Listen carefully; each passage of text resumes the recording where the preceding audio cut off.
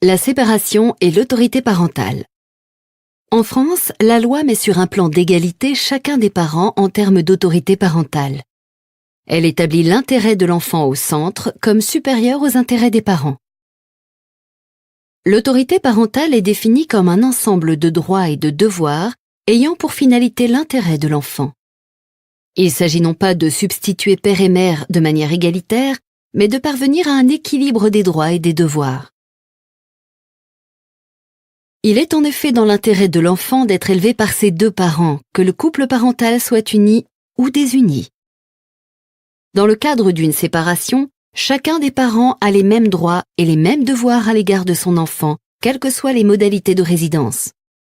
L'autorité parentale consiste non seulement à protéger la sécurité, la santé et la moralité de l'enfant, mais encore à assurer son éducation et permettre son développement dans le respect dû à sa personne.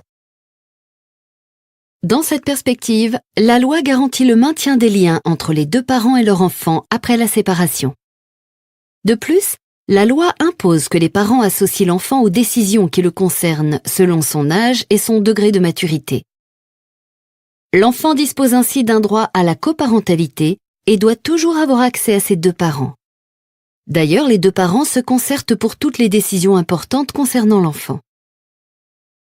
S'il existe diverses formes familiales, il n'y a qu'un droit de l'autorité parentale fondé sur l'idée que l'enfant a besoin de son père et de sa mère et que ceux-ci sont parents pour la vie.